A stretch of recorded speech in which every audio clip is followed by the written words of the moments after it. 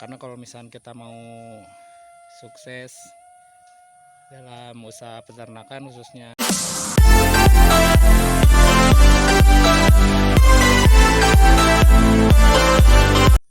Halo, selamat pagi teman-teman peternak milenial.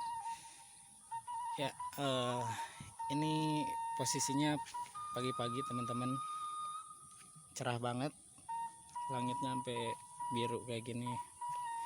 Nah, ini teman-teman, ini posisinya lagi di lahan teman-teman. Ini lagi tahap pengembangan buat ini ya, buat si bang pakannya. Karena kalau misalnya kita mau sukses dalam usaha peternakan khususnya ternak ruminansia kayak misal sapi, domba atau kambing, nah itu pakannya kita emang harus mandiri, harus terjamin teman-teman. Kalau misalkan kayak ngikutin orang dulu ngarit tiap hari, itu capek teman-teman. Selain capek juga nggak efektif, waktunya habis dipakai buat ngarit semua. Udah gitu secara kuantitas juga nggak akan bisa bertambah teman-teman. Soalnya kalau misalkan kita ngarit liaran teman-teman, itu 10 ekor aja udah paling mentok gitu teman-teman, kayaknya itu udah capek banget dan waktu udah nggak bisa dipakai buat apa-apa, emang dikhususkan buat ngarit pastinya. Nah, ini jenisnya rumput gajah teman-teman, rumput pakcong namanya. Ini usia tanam 1 minggu, alhamdulillah udah keluar tunas-tunasnya teman-teman nih. Nah, kayak gini. Ini bagus teman-teman. Ini bagus buat domba, buat sapi, kambing juga bisa. Ini kalau misalnya dari satu stek ini bisa minimalnya keluar 2 teman-teman, keluar 2 tunas minimalnya. Nah, kayak gini. Ini satu di bawah, satu lagi di atas. Kalau misalkan di tanah yang subur itu bisa lebih dari 2 teman-teman, tergantung kondisi tanah sama pupuk dasarnya teman-teman. Nah, itu sangat mempengaruhi. Kemudian kok tanam pakcong untuk apa gitu kan. Kalau misalnya kita ngandelin rumput liar teman-teman, itu gak menjamin karena kalau misalkan di musim kemarau, nah itu kan habis, nggak tumbuh. Sedangkan ini dia daya tahannya kuat, walaupun musim kemarau dia tetap tumbuh. Ini usia 1 minggu udah segini ya teman-teman.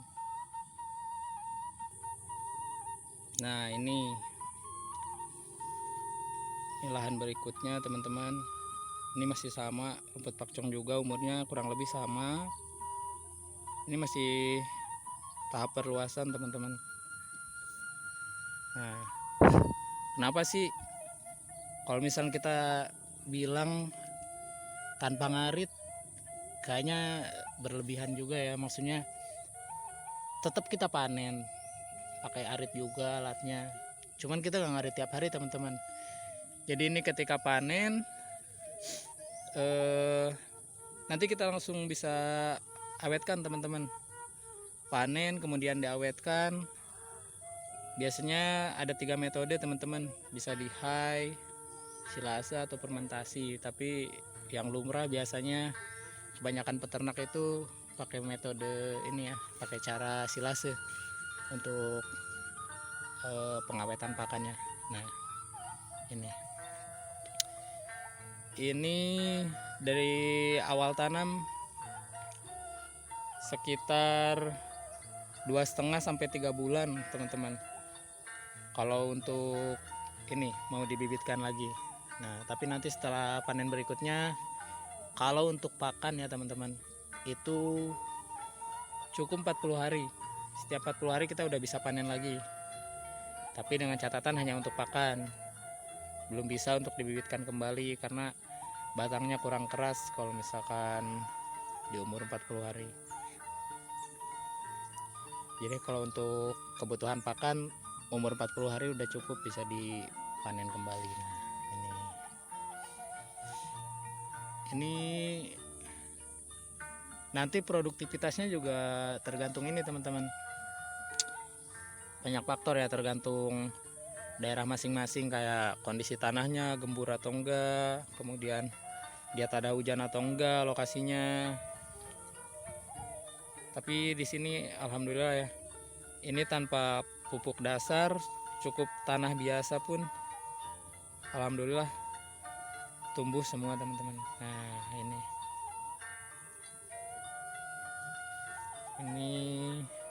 oke.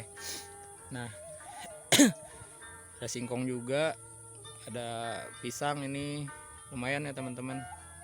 Buahnya itu bagus juga buat ternak, daunnya juga bagus, asal nanti dilayukan dulu karena dia ngandung ini semacam zat sianida gitu teman-teman.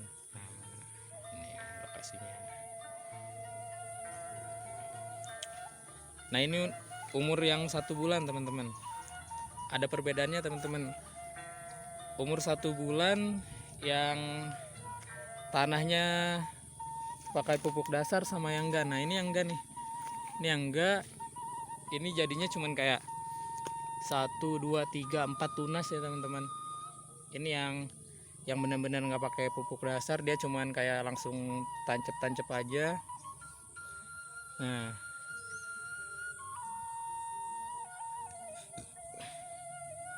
ini teman-temannya nih udah umur 40 hari. Ini sebenarnya kalau untuk pakan udah bisa dipanen, tapi kami sengaja ini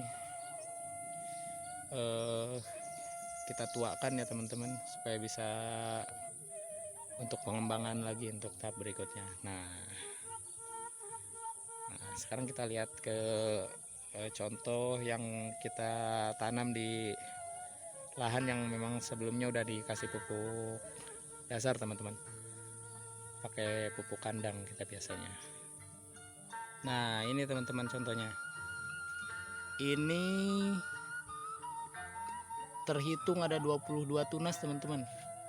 Nah kok diikat, kenapa diikat? Nah ini karena kami itu kemarin ini percobaan ya teman-teman, ditancap di lahan cabai. Nah jadi supaya tidak mengganggu pohon-pohon cabainya, karena dia emang lebar banget ya teman-teman kalau misalnya udah tumbuh tuh. Jadi kita ikat, kita luruskan, nah, supaya nanti bisa tumbuh lurus ke atas, jadi enggak ganggu tanaman di sekitarnya. Oh ini ditanam di sini, kenapa? Nah ini sengaja teman-teman, karena memang karena untuk perkebunan gini kan biasanya dipakein pupuk dasar ya teman-teman. Nah kita titipkan nih, kita selipkan 1 stek benih pakcongnya, ternyata luar biasa teman-teman, tumbuhnya keluar 22 tunas. Nah ini bagus banget teman-teman. Kalau dari segi nutrisi gimana, proteinnya lebih bagus pakcong, odot, atau jenis rumput lainnya? Kurang lebih sama teman-teman. Kenapa saya nggak tanam odot? Kita ngejar produktivitas teman-teman. Kalau misalkan kita pakai odot, itu per meter persegi nggak sampai 20-25 kilo ya teman-teman pas dipanen tuh rumputnya. Tapi kalau kita pakai pakcong itu minimal 20 kilo udah dapat kita per meter perseginya. Dan itu udah bisa untuk pakan domba 4 ekor ya teman-teman. Jadi efektif banget, sama efisien juga. Efektif di waktu, tenaga, kemudian efisien juga untuk biaya produksinya teman-teman. Nah balik lagi ke sini teman-teman. Nah ini khususnya ini ya teman-teman, bagi kita yang mau merintis peternakan, memang tahap-tahapnya harus dibenahi teman-teman, jangan sampai kebalik ya. Jadi pertama kita emang harus nyiapin pakannya, kemudian nanti kalau pakannya sudah siap, kita bikin kandangnya teman-teman. Sederhana dulu nggak apa-apa, jangan keluar budget banyak-banyak karena kita masih pemula ya kan di awal. Nanti kalau udah ketemu arahnya kemana, kemudian profitnya udah berasa, nah baru kita kalau mau renovasi kandang ke upgrade ke yang lebih bagus nggak apa-apa teman-teman. Jadi jangan sampai kebalik ya teman-teman. Kebanyakan di kampung kan mereka beli ternaknya dulu, pakannya terserah nanti dicari di pesawahan, di kebun-kebunan, dan itu kurang menjamin teman-teman. Suatu saat pasti nemu kendala, susah pakan, bingung nyari rumput kemana, kemudian ternaknya juga nggak nambah-nambah karena memang pakannya nggak terjamin. Tapi kalau misalnya kita udah punya bank pakan, apalagi luas, bank pakannya udah luas banget, nah itu mau ratusan atau ribuan ekor pun kita bisa tampung teman-teman.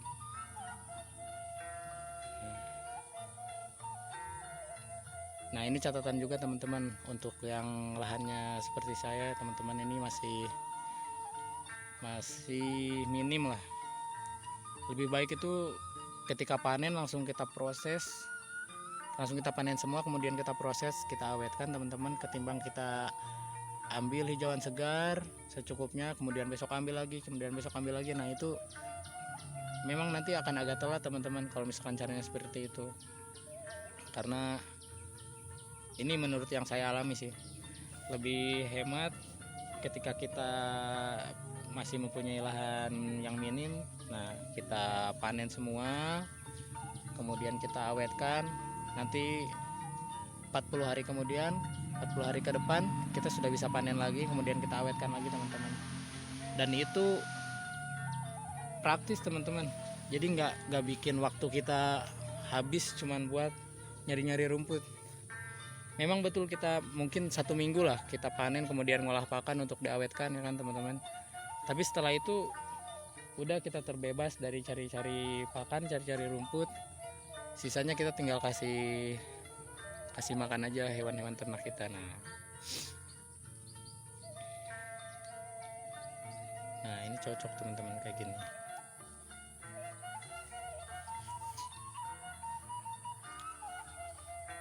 Sambil tumpang sari ya teman-teman.